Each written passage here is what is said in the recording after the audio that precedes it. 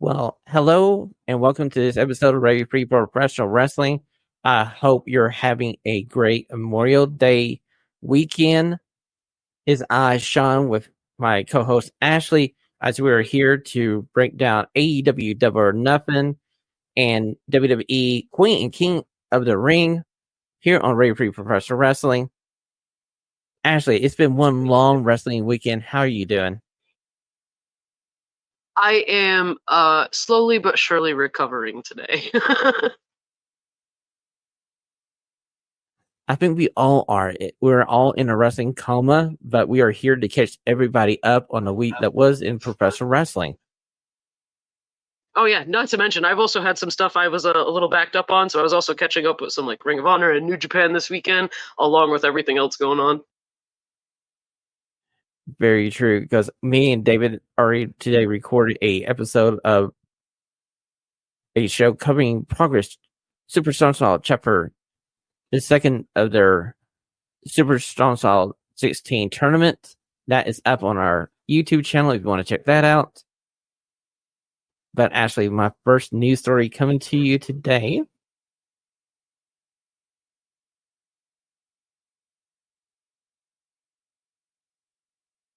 Okay, this is the one that you sent me. Bible is reporting that Stephen Bourne, the son of Steve Bourne, is getting ready to train to be a professional wrestler. So yes, we may get the son of Sting in professional wrestling. This is, I think, one of the coolest stories to kind of come out this year. Obviously, we'll have to see how he goes, but definitely looks like he caught the bug doing that. The old entrance and the spot with Sting at Sting's final match. So it'll be very cool to see, especially training with somebody like Darby. Yeah, it should be very interesting, and hopefully he has caught the bug and he'll have some time to get into professional wrestling, and we will have a second generation Borderland donning the paint and carrying on the legacy of Sting. They both look good. I'm excited to see him do it. I'm excited to see where it goes. I am as well. Do you remember how much air he got on that Stinger splash? Yes, I think he could do this thing. So my second news story for you, Ashley. Over the weekend, we have learned that Minneapolis, Minnesota will be the host for SummerSlam 2026. And it's going to be a 2-night event, as it'll be August 1st and August 2nd. Ashley, are you ready for yet another Big Four pay-per-view to be 2 nights instead of 1? I mean, as long as they can build up the card properly, I think it should be good. And I think this is really good for Minneapolis, who I was actually just reading about. They had a bid in for WrestleMania that they lost out on. So to get something as big as SummerSlam to come there, especially for 2 nights, should be good for them. Like I said, I think with WrestleMania they did a pretty good job with the 2 nights. So as long as they can kind of keep off, the more of the fat, I guess you would call it, like kind of like unnecessary matches, I think they could do like a good 4-hour show for each night. I can say I feel like WrestleMania was the trouble in, and they saw what kind of money they could generate from a 2-night event. So now they're on a quest to make the Big Four 2 nights each. So I bet you anything we'll see a 2-night Royal Rumble in the near future. I mean, I could see it maybe possibly with maybe doing like the women's Royal Rumble on like one night and the men's on a separate night. Exactly. That's why I think with main event both nights, you would either have the women's on night 1 and the men's on night 2, or vice versa. Yeah. Okay, we're moving on to my third news story. As Fightful is reporting that MJF's contract extension was done back in 2022 during the Double or Nothing fiasco, and he remains under contract for some length of time now, and he's now one of the highest earners in that company. So the bidding war 2024 is over, and MJF is AEW forever, quote unquote. Yeah, and if the deal is truly making him one of the highest paid in AEW, I think last night certainly proves why he has more than earned that money. The reaction was insane.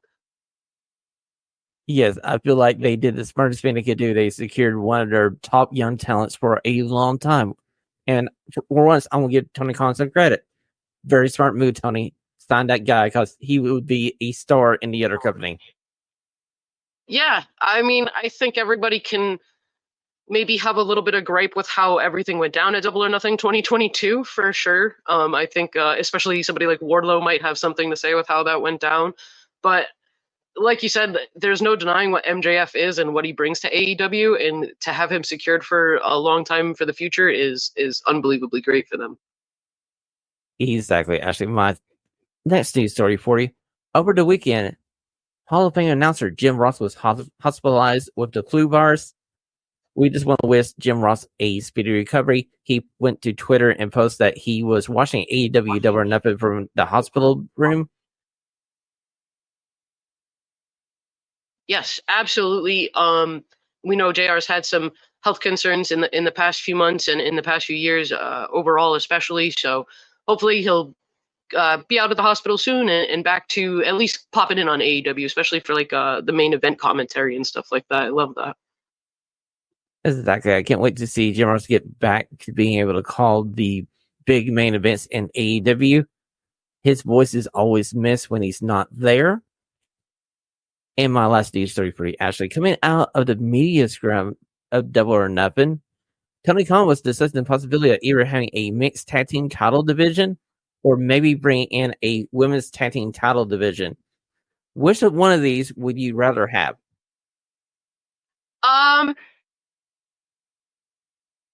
Truly, I would love to have the mixed titles because I love that, but I don't think AEW really does enough of that to warrant having a champ like those kind of championships right now. Meanwhile, we have a lot of women who have been paired up, especially over the past few years, that it would make sense to kind of, have a basis for a foundation of it. So I could see them going with that way first. Exactly. I would rather have the women's tag team title division and having women tag team titles because I feel like they have more established female tag teams. I mean, Tay Conti's coming back. So you have Anna Jay and Tay Conti. You have Mariah May and Thomas Tony Storm. And I feel like that would be a solid basis for a women's division for a tag team. Yeah. And like, please, I hope they're coming back soon. But you also have Jamie Hayter and Britt Baker kind of waiting in the wings. A lot of speculation about them possibly returning last night, but nothing. So I'm hoping they're not too far off, especially Jamie, because we know how severe her injury was. Exactly. We have the milk cartons printed and we're about ready to ship them out. We'll keep you addressed of their situation here on Radio Free Professional Wrestling. That has been our control center for this Memorial Day, May 27th, 2024. Let's catch you up on what happened over the weekend as we review AEW Double or Nothing. And Ashley, I'm going to start with the first match here. It's Will Ospreay winning the AEW International title in 17 minutes and 57 seconds. Like me, you, and Kimmy fought, Will Ospreay is now a champion in AEW. And we got to say congratulations to Kimmy Sokol on winning the pick contest. Yeah, that Moxley pick put her over the top there. I got to say, somebody did some early morning counting and thought that was going to be a tie between you and Kimmy. And I got a message from Miss Sokol, and I had to do a quick recount. And I realized I added one extra point somewhere. So my apologies to Kimmy Sokol. She is the true champion. So we will have her back near Forbidden Door. But I got to say, this was my idea for the opening of Double or Nothing. I was happy Tony went with this match because it was a banger. Yeah, a hell of a way to start off. I just feel like every time Will Ospreay is on screen, there's not much that can be said except for like, wow, or oh my god, he's athletic as hell. He has such a great fan reaction. Like, I don't see it taking long before he's a top champion in AEW. Exactly. And after this, Adam Cole comes down. He runs down Las Vegas, and you hear that music, and it's MJF, everybody's favorite scumbag. He walks down to the ring, and for a moment, it's our tag team. They're back. we could go ahead and do the other podcast. Oh, MJF low blows him. I mean, granted, MJF had every reason to kick him low and hit a brain buster. Perfectly understandable.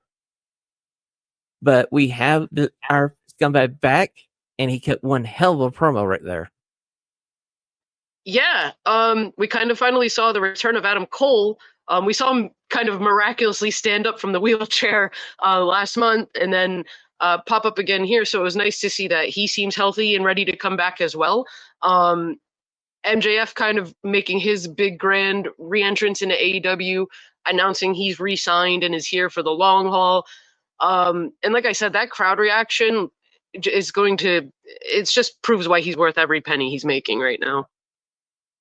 Oh, exactly. I guarantee you this rate on AEW Dynamite coming up Wednesday is going to be higher than their last couple of weeks because this guy is back and everybody's going to be telling everybody, hey, MJF is back. You need to see what he's going to do Wednesday night. Oh, yeah, I had a big Marco moment when he came out. I had kind of read some rumors that he might be coming back, but I was pretty excited when he finally made his entrance back. It's nice to see him looking so healthy. Very well. And I gotta say, he had a very interesting choice in what he was wearing down to the ring. It kind of reminded a lot of people of Triple H a la 2002. Very much so. Very inspired. Okay, so the Bang Bang Gang defended their unified trio championships against the Death Triangle.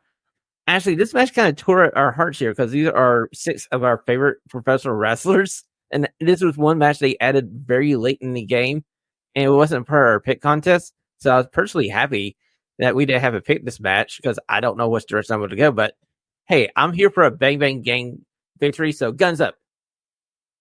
Yes, and then finally, another return that we have been waiting for.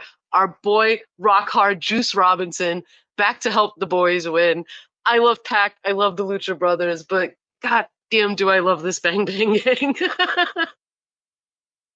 And them being back to full strength and having Rock Hard Juice Robinson back, he's the heart and soul of that group. I mean, I love me see Jay White, but it was missing something. And what it was missing was this insane Juice Robinson. Definitely, for sure. To see him come back again, he looks great. He looks healthy again. And I am very excited to see where they can go with him now, especially being back in the group, being such a vital part. I'm sure they'll find a spot for him somewhere. And it takes nothing away from Pac and the Lucha Brothers at all. No, it doesn't. And oh, by the way, Tony, how about Will Ospreay versus Juice Robinson for that international title? Thank you very much. Yeah, that would be good. That'd be a good start. Okay, we're moving on. It's the AEW Women's Championship match. This one was no surprise. It was a great match in ring. I think the crowd actually appreciated it a little bit more than what Kimmy Sokol and us fought. And like I said, Toni Storm wins here in 15 minutes and 38 seconds. And we're on still with the timeless one as our AEW Women's World Champion. Yeah, it was a match that I feel like maybe started off a little slow for the first few minutes as they were kind of seemingly more feeling each other out. But they kind of hit it into another gear a few minutes into it. And by the end, I feel like the crowd was into it, chanting for Toni. She had that big Storm Zero from the top rope. That looked insane. Exactly. And if you haven't watched the post AEW Double or Nothing Media Scrum, her little section there with Tony Khan and the Ace was classic. Toni Storm is officially my favorite part of every media scrum, and she needs to be there at every single one. You know, if she was the only wrestler they brought back for a media scrum, I'd be perfectly happy. Let's just do an hour and a half with Toni Storm, please. Yeah, honestly, I need like a show, something with her. Okay, so we're moving to a match that kind of got me scratching my head because when we had Kimmy on here, we were all talking about how Trent Beretta probably needed this victory. But Orange Cassidy does get the victory over Trent Beretta. And we got a little bit of a promise of a contract coming to one of these gentlemen by Don Callis. We don't know which one. I guess we have a tune in Wednesday night. Yeah, I have some mixed feelings about this one because I think this storyline like definitely earned a spot on the pay-per-view, but I also kind of feel like if we were just going with the Orange Cassidy win, then I don't know if I don't feel like without like a big swerve, like it could like I feel like it could have been put elsewhere to save at least a little bit of time on the lengthy pay-per-view. But I'm truly hoping Don Callis isn't going after Orange Cassidy. I don't know how he would fit in with this group. Yes, you could have a second babyface with Will Ospreay because Will Ospreay is kind of this weird square in a round hole of the Don Callis family where he's the face and everybody else in the group is a heel. Yeah, especially because the differences between like the Will Ospreay being managed by Don Callis and then later on Konosuke Takeshita's match, like they both kind of took different avenues on their advice with Don Callis, leading to different outcomes for their matches.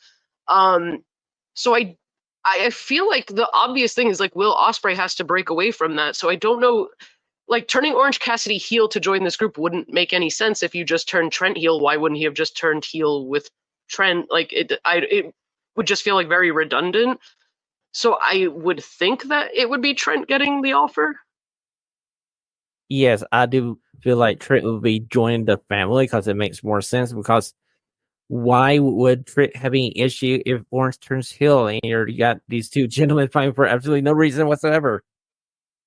Yeah, exactly. That's why I feel like Don Callis trying to take Orange Cassidy wouldn't make too much sense. I think they would have to put a lot more into it if they were going to go that route. But right now, as I see it, I feel like that Trent is the more obvious choice. Well, we'll move over to the other match that I have a minor issue with.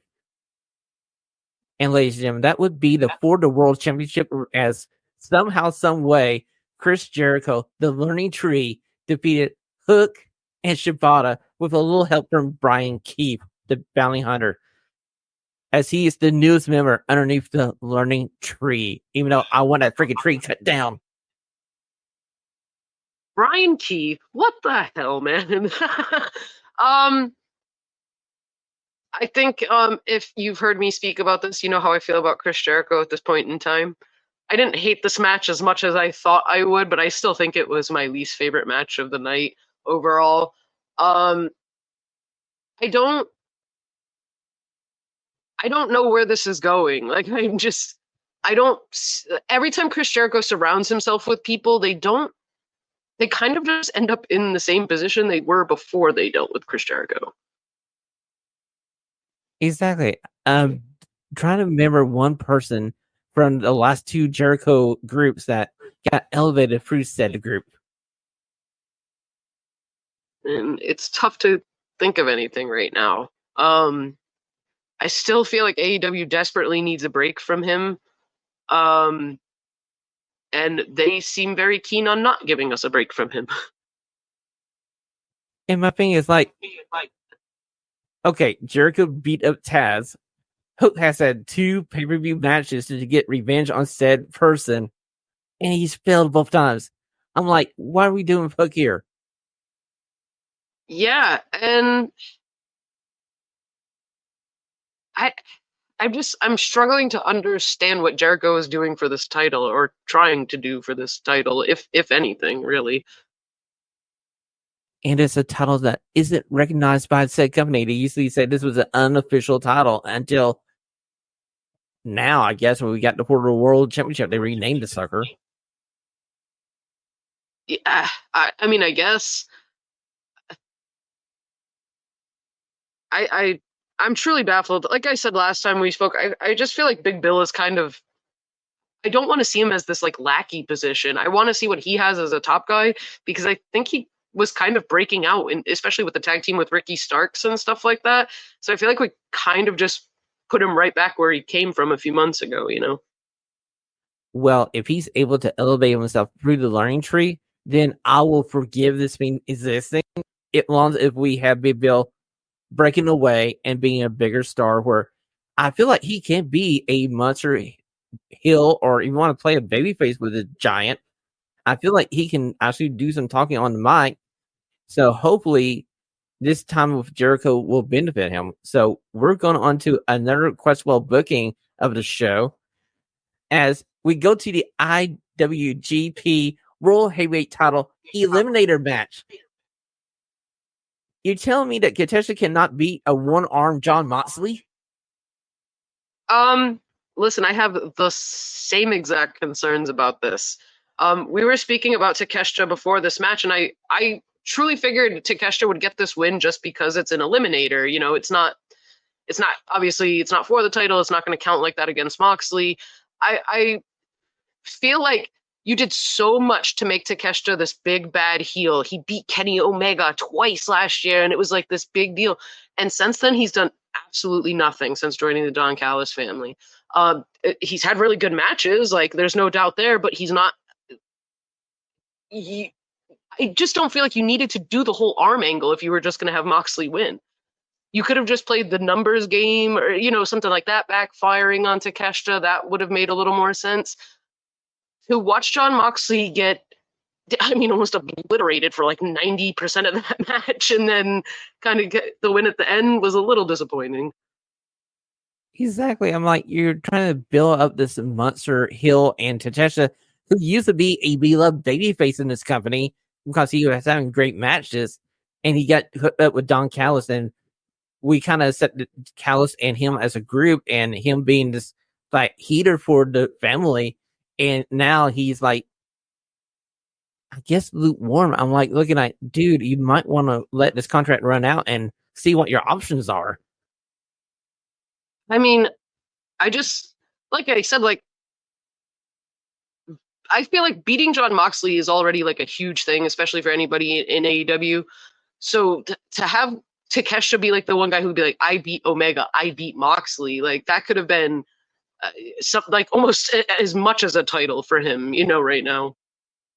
Exactly. You give him this win here, and you move down the road to wherever you want to do this match at. If you want to do it on Dynamite, Collision, Forbidden Door, and Moxley wins the actual title match, and we're fine. You give the Takeshita the win over Moxley without giving the title over to Takeshita. Exactly. And then I get a rematch of Mox versus Takeshita because the match was very good. I just don't feel like you needed the whole arm angle to have Takeshita lose. Well, we're going on to a trifecta of questionable booking as, yes, Kimmy Sokol, it is the House of Midcard as Malachi Black fails to gain the TNT title. House of Midcard. As Adam Copeland retains his TNT championship with a little help from a friend called Grand Gale. Yeah. And I think I stand by what I said before this. I genuinely do not know what the House of Black does from here.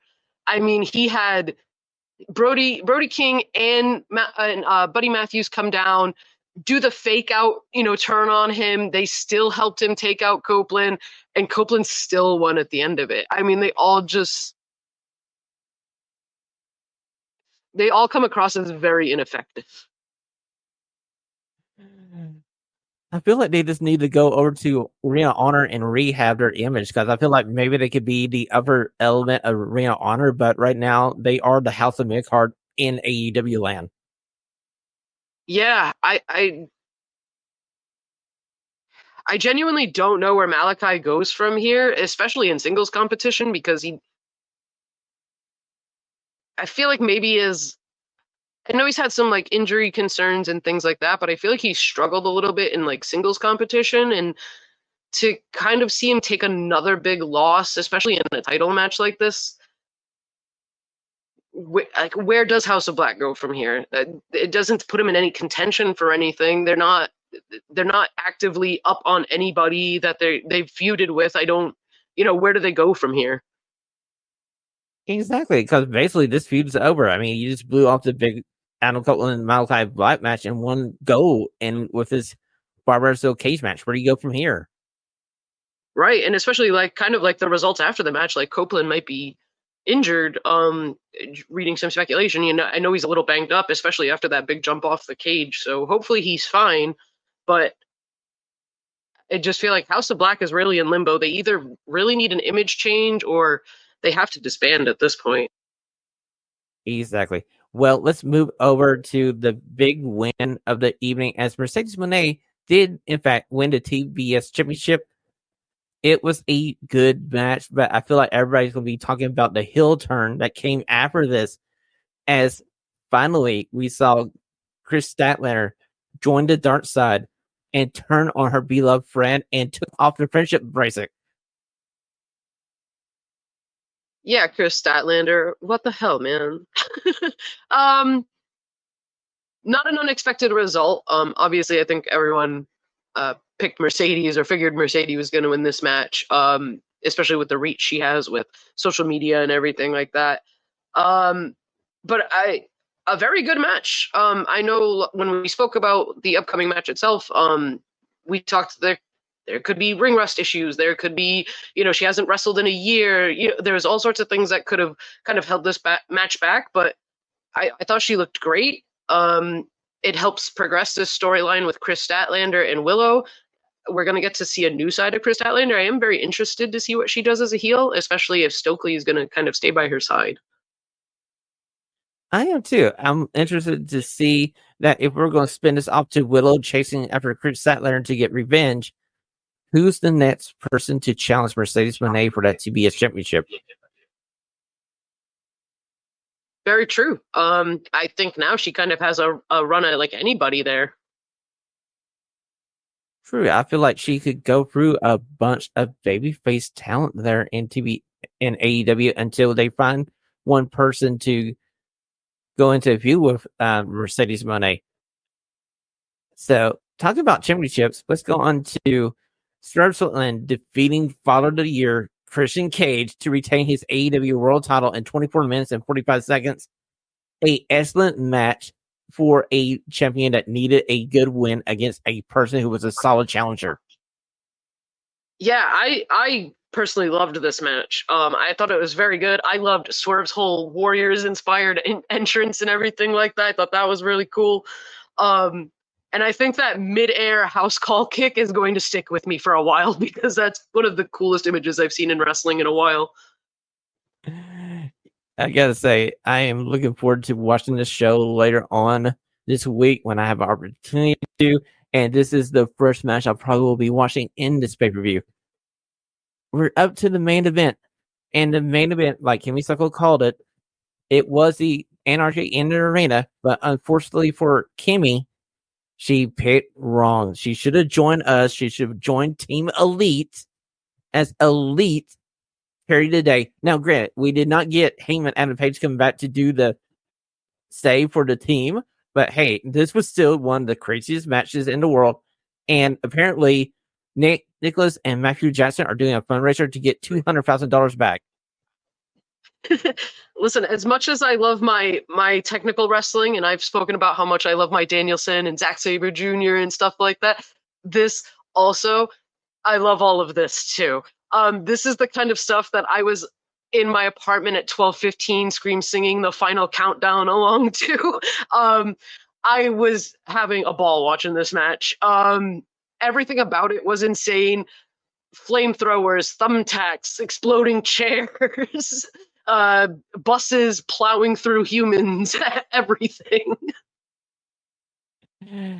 It's going to be interesting to see where we go now because we had the babyface team will take the L here in this big gimmick match. And I'm just waiting to see Wednesday night how Team Elite runs wild over AEW because I feel like they're going to be a heavy player coming towards AEW All In London because that's the next major show. I mean, I know we got Forbidden Door coming up later in June, but everything's going to be building to London. Yeah, I was gonna say Forbidden Door coming up. I feel like that's a little bit more of a like in a vacuum. Like we're kind of probably gonna get some stuff setting that up over the next few weeks. It'll happen at Forbidden Door and just be over with. But I feel like we're also now gonna start setting up things towards Wembley. We had the announcement from Tony Khan that the winners of the Owen Hart Memorial Cups will be going to All In for title shots. So that's very cool, and I'm hoping that means we'll see like some C2 type brackets for these instead of the FTW World Championship title brackets like we saw a few weeks ago. a very cool kind of addition for that. And kind of seeing like Will Ospreay at the scrum already sort of be like, hey, if there's a way to go after the AEW championship, consider me in, is pretty exciting. I would love to see him join this tournament. Oh, exactly. I can't wait to see Will Ospreay in this. If we're leaning away to get him a chance at that AEW world title, especially in London, I feel like that's the direction you go here.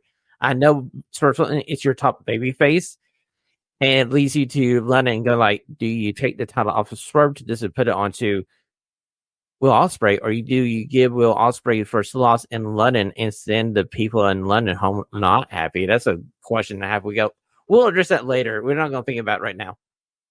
Yeah, too far ahead right now. Too far. Okay, so this was interesting. They added this match to 0 Hour. It's Deonna Purrazzo defeating Thunder Rosa in just a little bit over 10 minutes. Yeah, we've seen some bad blood with them over the past few weeks. It was nice to see them kind of get at least like on the buy-in. I feel like we're going to continue this, though. I don't feel like they're done just yet. And we see Deonna Purrazzo holds on to the rope to get the victory over Thunder Rosa, and I feel like you're right. I feel like we're just starting this feud as we see a more heel Deonna Purrazzo.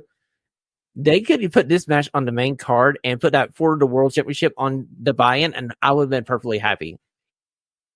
Yeah, I'm pretty sure they could have put that for the World Championship on like Dynamite, and nobody would have complained. Dynamite, Rampage, NXT would have. Rampage would have been you. In the other buy-in match, we saw the Acclaim and Billy Gunn get a victory over the Gates of Agony. Yeah, this was a match that was kind of just thrown on, I guess, for the sake of it. We had one interaction with Max Caster rapping about the names of Toa Leona and Khan, which he seems pretty obsessed with at the moment. I feel like he's struggling a little bit with his crowd connection, and it's kind of hurting the Acclaimed a little bit. But this was a match that I don't feel like there was any excitement for. Like, it was just kind of, oh hey, here's another buy-in show match, you know. All you need to do is look at where Anthony Castro goes to go like, hey, Las Vegas, everybody loves the Acclaim, and just look behind him, and this one girl goes like, not really. Yeah, I don't know what the move is with them either. You know, they're another team that I think they've kind of become a little stale in what they were doing, and they haven't changed anything up as of yet. So I don't know if you split them up. I don't know if you maybe turn them heel for a bit to see if that could work. But I feel like Max's struggle with these raps, I really think since he like choked on that one when he completely messed up and stuff like that, I feel like he's just had such a hard time with it. You know, I feel like you can probably try it first with a heel run. Then you might want to try splitting one up from the other. And I feel like Anthony Bowen has a single run in there. I feel like he's good enough to carry on his own. Then you can probably send Matt Caster around different places to give him some reps and stuff, and maybe have him try out a new character and come back as a non-rapping Max Caster. Yeah, I think they are going to have to just figure out something else for him. I don't know how much more anybody's really going to stay paying attention to this if they don't change up anything about their presentation. It's just crazy to think. It's going to be an interesting case study of how the Acclaim was so hot at one point, and we're talking about this a little over a year ago, and now they're like one of the coldest acts in this company. Yeah. It truly is very strange, but it also goes to show how quick our attention spans are as wrestling fans as well, too. Very true. So that was your AEW Double or Nothing 2024 preview here on Radio Free Professional Wrestling. Earlier in this massive weekend of professional wrestling, they had an event in Jeddah, Saudi Arabia. It was the Queen and King of the Ring. And the first match up on that card was Liv Morgan did defeat Becky Lynch for the women's world title in 15 minutes and 23 seconds with a little help question mark from Donovan Mysterio, who was there to make sure Liv Morgan wasn't going to get the title that Mommy held. He slid a chair into the ring, and unfortunately for Dom, Liv Morgan hit a DDT on Becky Lynch, and 1, 2, 3, we have a new women's world champion. Yeah, I feel like I would hope that this wasn't because of the sort of backlash that Becky Lynch got for winning the world championship. And I'm hoping it's more just because Liv Morgan is very over and she's super popular and has gotten so much better over the past few years. So I'm not surprised because I feel like they were kind of put in a position of having to just scramble to find a new champion when Rhea got hurt. So maybe kind of doing this was to, all right, now we found somebody we can be a little more stable with as champion right now. Plus, I think you'll also have that built-in storyline when Rhea does make her return. I really feel like Becky was the break the glass emergency replacement for Rhea Ripley in this feud for the moment. And I feel like Becky was going to go, I'll take some time away from WWE. And when Rhea went down, they went to her and went like, hey, we kind of need you here and help us get Liv up to where we want her to be to hand this title over to Liv. And now we're at the point where Liv has the title. So I do believe after Monday night's episode of Raw and this rematch that Becky Lynch is already trying to get, and she'll get it tonight as we're recording this show, I got a feeling that Liv Morgan's going to defeat Becky Lynch, and we'll see Becky Lynch go off for some time and come back down the road here. Yeah, I mean, we all, a lot of people like to not take the, she has a young child at home. I'm sure after being back and as present as she has been, she would certainly like to take some time off and see her child for a bit. And I think like she knows as well that like Liv Morgan is someone they can be comfortable with as their champion, as as representing them right now. Very true. Now, the second match of the card is something you need to go out and see if you haven't seen it. It's the triple threat for the Intercontinental title. It's Sami Zayn retains his title. And I got to say, one thing you're going to see is a blue floater bomb by Sami Zayn on Bronson freaking Reed. And it blew my freaking mind. That is a big boy to be thrown around like that. Honestly, I thought he couldn't do it until I saw him go for it, and he nails the sucker. I'm going, oh my freaking word! And never doubt Sami Zayn. Oh, how about Chad Gable and being able to double German suplex both of those guys? I'm like, this was a great match, and the finish we see Otis in the corner, and we see Chad go to him like holding Sami up, and they're like, dude, slap him, help me win this title, and we see a little miscommunication here as Otis finally goes firing up for that clothesline, and he takes out Chad Gable long enough for Sami to roll in the ring, hit a haluva kick to the down Bronson Reed, and pin Reed. I got a feeling that we're heading to a split up between Chad Gable and Otis, and maybe down the road, Chad's your IC champion, and Otis is the first one to face him. I can definitely see them doing something like that.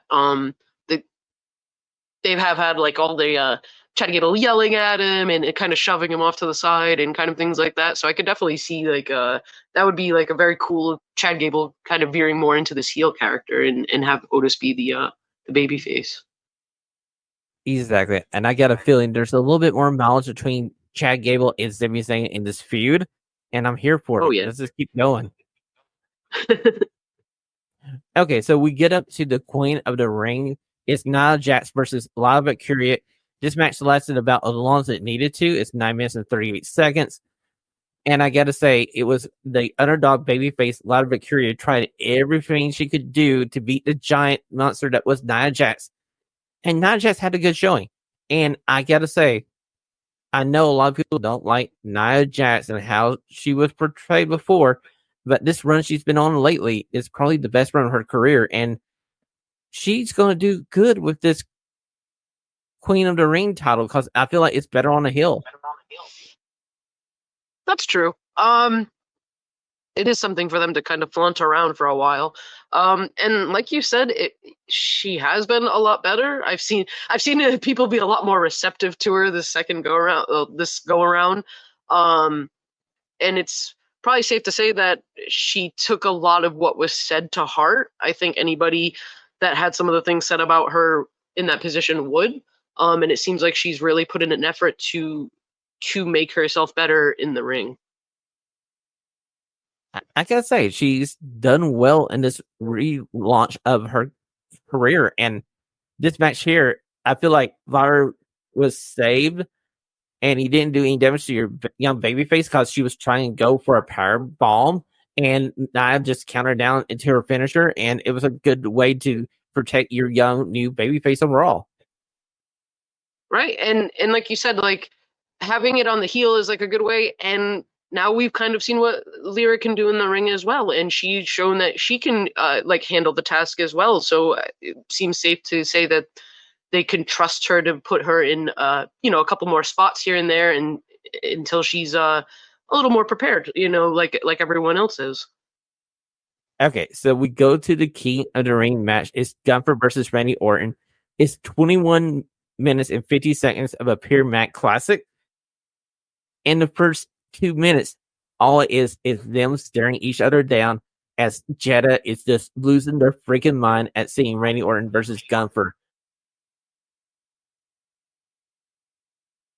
I'm pretty excited that Gunther won this. It was a great match. They told a great story. The story is Randy goes for an RKO. He re-injures his back. And through the match, Gunther did everything in his power to make sure he attacked the back. He attacked the bad knee of Orton. And Orton's own offense was causing him to lose this match. Because Gunther was smart enough to read the match, to watch Randy Orton matches. So he went for that twisting power slam. Gunther just held the ropes and went, okay, to that. And we saw Randy eat the mat. And he wasn't able to do that move. He goes for another RKO. He successfully gets the RKO, but he's so injured he can't put the leg down. And Gunther wraps him up. 1, 2, 3. Yes, there's an angle that shows that Randy's shoulder wasn't totally down on the mat, but I feel like that's just telling us what the next chapter in the story is. Because I feel like they want to run this match back, and they figure out a way to do it with the shoulder not being on the ring. Oh, yeah, I think they're definitely going to have to run this match back. I want to run it back a lot because I feel like there's a lot of mileage in this match, and Gunther as your king of the ring is going to be freaking great. He's a monster heel that can brag that he is the best in-ring tactician, and he just beat one of the 15-time WWE World Champions in Randy Orton. And now heading into the summer, we have Gunther as the number one heel on Raw. The only thing I'm worried about is if Drew gets a title at Clash of the Castle, Bash in Berlin is like 2 months later. Are we going to have a 2-month Drew McIntyre title reign? I mean, possibly. Like we kind of spoke about earlier, putting him in that position, like to have not only won the King of the Ring, but to also beat somebody of Randy Orton's caliber with his like pedigree and everything like that. Like that almost itself is like an accolade to add to your resume. Exactly. So we're down to the main event. And one thing I loved about this card was it was a short 5-match card. Every match had time to breathe. And when we're done, it was literally like 3:30, 4 o'clock Eastern. So you had the rest of the day to enjoy. But Cody Rhodes retains his undisputed championship against Logan Paul in 24 minutes and 15 seconds. And I feel like everybody might be right about Logan Paul. He may be the best rookie/young professional wrestler who's only had about 20 matches, but inside this 20-match run, each match has been better than the last one. He certainly seems to have like the natural knack for it. He's almost like a savant. I mean, I have never in my life seen somebody take to this so fast.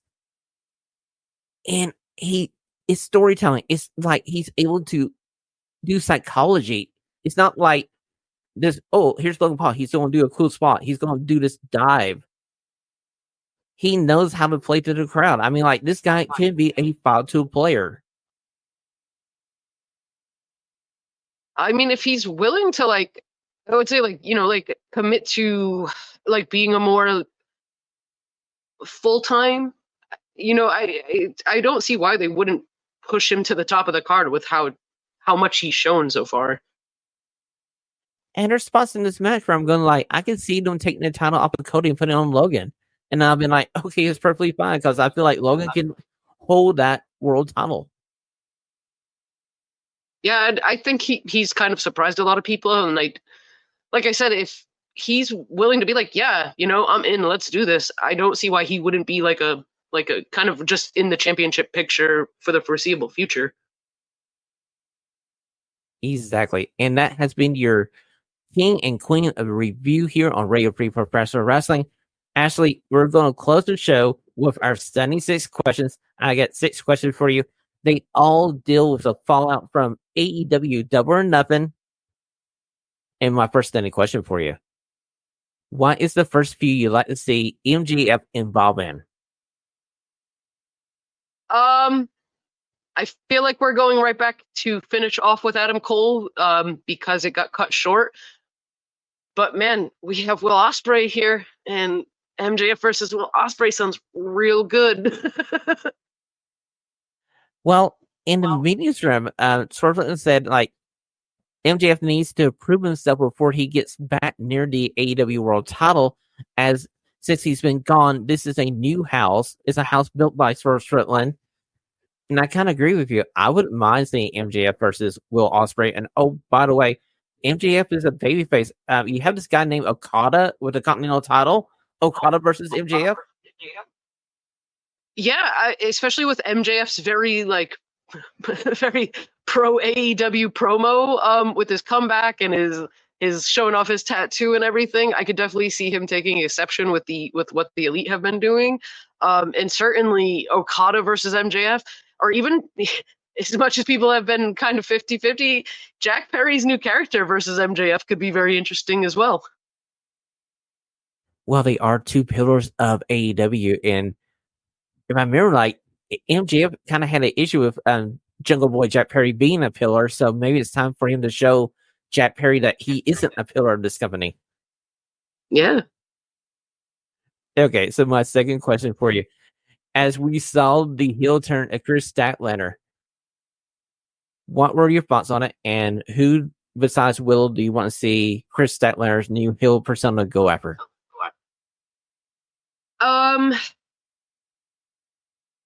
It made me very sad.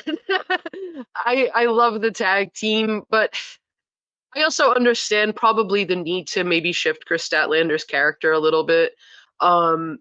Seeing her as a heel should be very interesting. We haven't seen this side of her in the 5 years she's been in AEW. I think having her, where should we start with her? I mean, obviously, I feel like we're going to get something with Willow, but beyond that, I want to see her maybe go after. Who could we put in here? I feel like Deeb's not going to be the answer. I feel like it would be a good match, but it's not a good feud. I kind of know where you need to go. You need a new heel challenger for Tony Storm because Tony Storm is a babyface. So, hey, let's just bump Chris Statlander up to be the next heel to face Tony Storm. And even just getting the title shot would be something for her to like hang over the babyface Willow. That could work, especially because I've said it before. Tony Storm's character, I think, is meant to be a heel, but nobody's going to allow her to be that way. So, no, she's the cool heel that has turned the whole crowd with her gimmick, and everybody's in love with the gimmick. And now yeah, you just need to run with it and make her the face. And now you have a new heel, Chris Statlander, who can be a monster. Yeah, and I think kind of having her turn after Willow had, I think, probably one of the best promos that she's cut, like about, and it's this super baby face promo, and then having Chris Statlander was also like kind of just twisting the dagger. So I'm pretty excited. I think she's going to kill it as a heel. I do too. I can't wait to see what happens on Wednesday night. Okay, early in the show, I was talking about this. Where does the House of Midcard go after this to Adam Cole? And I think we both agree that they need to disband and head over to Ring of Honor to rehab. So listen, if they do the mixed tag titles instead, keep Brody and Julia together and make them your mixed tag team champions. I love those two together, and I don't want them to break up. But I feel like Malachi. I think he needs to do something to stand out on his own a bit. So maybe have him go out on his own. And Buddy Matthews almost has no voice in this entire faction. He doesn't really cut any promos. He doesn't have many singles matches. I think kind of putting him out on his own would hopefully benefit him. Like I said, we haven't seen what he can really do in that position, but this faction together has not really accomplished anything outside of being a one-time trios champion. Which is very sad to think about because when this group got put together, there was so much hope for it. And I felt like maybe this is the vehicle to get Malachi Black up to the AEW World Title picture. But now, can you imagine Swerve Strickland versus Malachi Black being a match you've seen in the near future? A lot of people would be like, no. No, I mean, especially with the last two like heavily gimmick matches that the House of Black have had with the two cage matches and everything. I feel like I've said it before. I feel like Brody King and Julia Hart are the breakout stars of this faction, and I wouldn't mind keeping them together post House of Black. They don't really have to claim House of Black, but I don't know. It's like one of those like there was so much potential there, and just nothing ever came of it. So like at this point, it's got to be put up or shut up, and you know. See, I'm with you. I feel like Julia needs to come back, and they kick Malachi Black out of the group, and they install Julia as the true leader of the House of Julia and rebrand as the House of Julia. Yeah, they're gonna just have to, like I said, there's nothing for them to go to after this, you know. Exactly. So, Kimmy, I got Kimmy on my mind now because of House of the Midgard. Okay, so my next standing question for you, Ashley, my friend. Is it possible for anybody to beat Chris Jericho as long as Tony Khan is the person booking this freaking company? I don't know. I again watched a match where Jericho did not need to win, but won anyway. I just again, I don't know where this Jericho character is going. I'm not the hugest fan of Big Bill being paired up with him. I'm a little skeptical of Brian Keith being paired up with him, although I guess I'll have to let it play out. I don't really have much of a choice. I feel like Tony got stuck in the vortex of Jericho and he can't get out, and we just need to toss him a rope and help him see the light. Yeah, TK got stuck in that vortex. Yeah, I don't know. And like I said, like I kind of didn't have like the highest hopes for that match because I feel like that way, I guess, about any Jericho match lately. I didn't hate it as much as I thought, but I still was like, I don't need this on this pay-per-view. Exactly. It was like maybe 10 minutes that we could get back in our lives that we can't get back now. So let's move on to my next standing question. As I pose to you, who should be the next challengers for both Will Ospreay and your AEW World Champions for Strickland? Ooh. I'm very curious as to what Will Ospreay is going to do with this championship. I feel like the international championship lineage is like it's pretty good. You know, Pac, OC, Mox, Phoenix, Roddy Strong, and now Ospreay. Like that's a pretty good line of champions right there. Let's see. With him being more of a baby face, who would I like to see? I would like to see him against Cole if Cole's good to go. That would be a fun match. And you know what? I feel like one possible answer is actually in his little faction with Don Callis. I feel like we need a rehab Katasha now. Katasha needs a little rehab. And Katasha versus Will Ospreay, sign me up. Yes, I feel like a series that matches there. And maybe down the road, you give the title to Katasha. Definitely, especially if you do something like have Takeshita say with Callis. That could be like kind of like the crux that like has Will Ospreay leave the faction, while dropping the title to Takeshita while he moves on to like say the world championship. Exactly. I feel like it's a good option. And for the world championship, I feel like besides the fact that we have milk cartons for Britt Baker and Jimmy Hager, I get someone for Heyman Adam Page. Paging Heyman Adam Page. Listen, I say it every time now. I'm gonna hope he comes back soon, because the Owen tournament is a coming, and I think maybe Ospreay versus Hangman could be a really good final that would leave people wondering who would win. Exactly. And if I remember right, there was a certain person saying that he would do everything in his power for a certain person not be AEW World Champion. And now we're in a world where said person is the AEW World Champion. I know. It's tough because like we know he's dealing with personal stuff, so you don't want to like rush him back for anything, but also like I want him to come back because I miss him. Exactly. We just missed Heyman Adam Page. We were both big Heyman Adam Page fans. And eventually when he comes back, I feel like he can easily slide back in that main event spot and we'll be all good in the world. Listen, they don't do triple threats very often. Give me Hangman, Swerve, and Ospreay in a triple threat. Okay, if you give me that match, I'll be more than willing to give Tony Khan $50. Okay, I'm just saying. Okay, we're closing the show with one final stunning question. What is the right decision here? Was it Orange Cassidy defeating Trent, or should Trent actually get the freaking win?